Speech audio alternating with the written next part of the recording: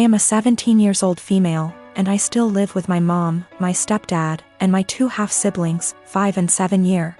My dad died when I was 5, driving me to the hospital. Mom didn't want to pay for an ambulance.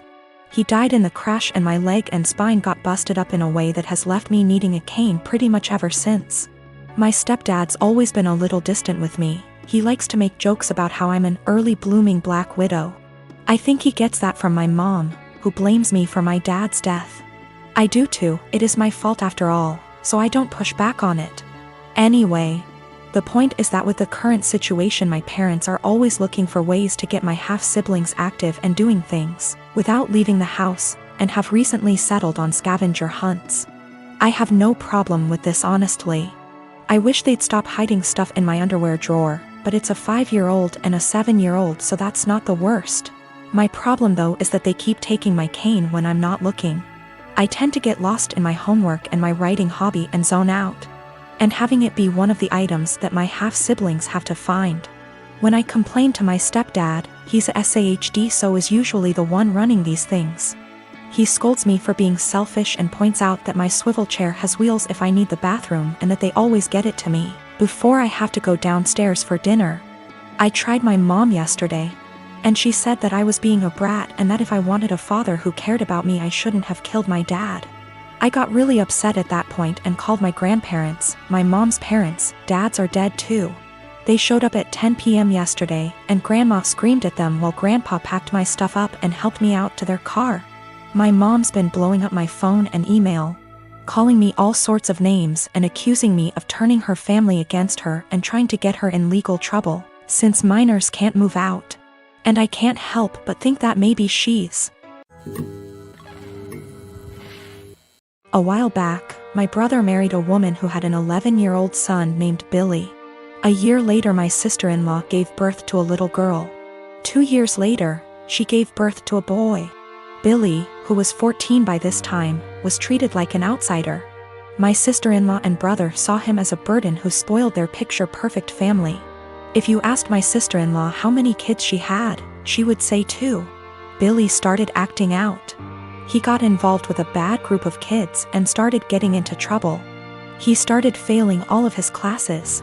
He eventually got into drugs and was suspended from school. My brother and sister-in-law were fed up with him. I asked my brother if Billy could spend the summer with me and my husband. We have a hobby farm and I thought maybe getting away from his life for a while could help him some.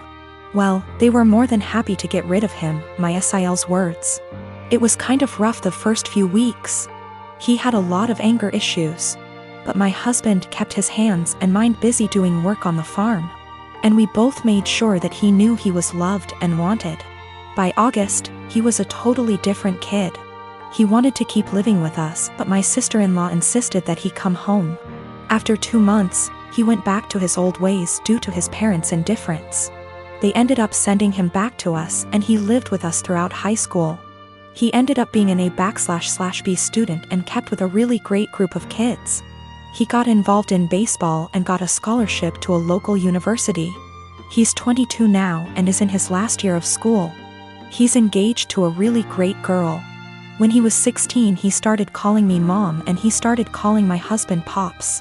He never really had much to do with his mom and he had nothing to do with my brother. He saw them on holidays when the whole family came over. His mom has tried to have a relationship with him the past few years, but he has avoided her. On Christmas, sister-in-law was over and for whatever reason, she opened my desk drawer and found a birthday card from Billy where he said, "To the best mom ever. Thanks for loving me and giving me a chance." She was devastated. She ended up texting Billy, confronted him and asked him if she would be presented as mother of the groom at his wedding. He told her that he no longer considered her his mom and wasn't even sure if he wanted her at the wedding at all. My sister-in-law is now insisting that I make it clear to Billy that I am not his mother and that he is not to refer to me as such. My brother is also very upset with me. Even my parents are pressuring me to do what sister-in-law wants for the sake of peace. Honestly, I consider Billy to be my son. I count him in with all of my children. I feel like telling Billy not to present me as mother of the groom could possibly be misinterpreted as me saying that I don't feel like he's my son and I don't even want to take a chance of that happening. If he decides to present his real mom as mother of the groom, I will 110% support him. I have zero desire to tell Billy not to call me mom, and I absolutely won't do it because I know it would destroy him, and it would kill me. My sister-in-law insists that by not doing it, I'm making it impossible for her to have a relationship with him, and I'm being selfish. I have talked to Billy about it some. He doesn't like to talk about his mom at all. He basically just said that he doesn't see her as a mom and has for sure decided he doesn't want her at the wedding. I understand and respect that. Me and my wife, Jessie, had our daughter 2 years ago. Jessie is a smoker. She doesn't smoke a lot, but she consumes 2/3 a day. She wanted to be the one who got pregnant, and I told her that she couldn't smoke at any point in the pregnancy, and only after our baby stopped breastfeeding, she could start consuming again. She agreed. I'm against smoking. I don't smoke, but it doesn't bother me that much other people smoke, and to my delight, Jessie was never a person who smelled like cigarettes despite being a smoker. The reason I'm against it's that my father died of lung cancer, and guess what? He smoked.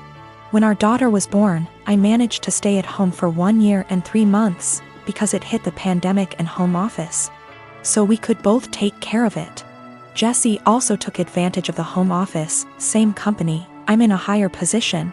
When our company asked for employees to come back from the home office, we decided that we didn't want to put her in childcare yet, and we decided together that I would come back, and she would quit to stay at home all the time. Currently, we have a fair division of tasks at home. When I get home from work, I take care of our daughter so she can rest, and 2 days a week, part-time, I work at home so as not to overload. I know she stays overwhelmed, but I try to help. Recently, our daughter weaned, and Jessie came to talk to me that she wanted to finally start smoking again. I said that I wouldn't pay for them, but I pay for everything. I even proposed to rearrange my schedule in case she wanted to do some freelancer. She's also a designer. But I wouldn't give her the money. THR cigarettes are my limit. She was annoyed, saying that we agreed on her being SOM and that I would provide financially for the family, including her expenses, and I am going behind our agreed. I never paid back / would pay for a cigarette of hers, and she has known this for years. She's still mad at me, saying I'm using being the breadwinner to not let her smoke and forcing her to look for another way to earn money to buy something she wants. I don't know if I'm wrong, but cigarettes are a choice and a bad addiction. I don't feel comfortable paying for it. Given my family history, I always made it very clear that I would never pay for a cigarette. When we made the decision for her to be SOM, I told her I wouldn't feel right paying for her cigarette, and she reassured me that it was something I wouldn't have to worry about. She does freelance to make some purchases she wants. There are months when we are tighter and we can't do some shopping, so she does freelancing. It's rare, but it happens, and on those days, our daughter stays with me even if it's at my service. I never limited any of her purchases, ever, if not because of tight money. For more extravagant purchases of hers that I can't afford, she freelances and buys. So I suggested she do one a month that covers her entire cigarette stash, and I would help by staying with our daughter. She is not entirely financially dependent on me. When she wants to buy something that I can't afford with our money, she makes a design request. My wife, Irene, is very fit. She likes working out and has a proper exercise regime, etc. She believes that if she feels good, she looks good, and she feels good working out, so who am I to stop her? My brother, Will, spent the latter half of last year going through a messy divorce and now needs a place to stay. Though my brother and I aren't very close, I figured he would only stay with us for a couple weeks until he got back on his feet. Will is a typical gym rat. He's always on a very strict diet, always working out and bragging about his gains. I've worked out with him a few times, and he's a little obnoxious. He's always mad at you if you don't work at his pace and is always trying to correct your form. He's a pretty fit and muscular guy, but I don't like to exercise with him. Will has been pushing Irene to work out with him because, according to him, she won't be able to keep up with him. Irene mostly just shrugs him off with a laugh and tells him she would love to work out with him. Irene works out in the mornings, 3 times a week, and then does a run in the evening. But she's been busy this past week and hasn't been able to stick to her usual schedule. Will thinks that she's making excuses because she doesn't want to be embarrassed by him. Again, Irene just laughs him off. About 2 days ago, Irene and Will went on an early morning run. I didn't go with them, but the first thing I heard when Will entered the house was, "The only reason I couldn't keep up with you, Irene, is because you were sweating too much." I found this extremely comical, and kinda just laughed him off. Irene rolled her eyes and went to take a shower, so I thought that the conversation would die. However, Will just kept bringing up my wife's sweat. My wife went to work and he told her to make sure she doesn't sweat through her clothes, or when she called me in the middle of day, he yelled, "Tell the sweaty." I said hi. Of course, the comment aggravated me and I told him to knock it off and stop acting like a child. I thought that was the end of it, but he just kept going. By the end of the day, I was tired of his comments, but Irene seemed rather unfazed by them. When she served him food, he made a comment about her sweating into the food. At this point, I was at my wit's end and I told him to stop acting like a sore, slow, referring to his running pace, loser, and eat his food. Will, of course, got angry and said the only reason he was going slower than usual was because he was distracted by my wife's unhygienic sweat. Irene looked a bit offended by this, and I told Will that I would kick him out if he made another comment like that. He's been super pissed ever since. I jokingly told this story to a mutual friend and they agreed with Will. Maybe I shouldn't be so harsh. I didn't expect this amount of responses. I've decided to kick him out. He will be staying at a nearby hotel now.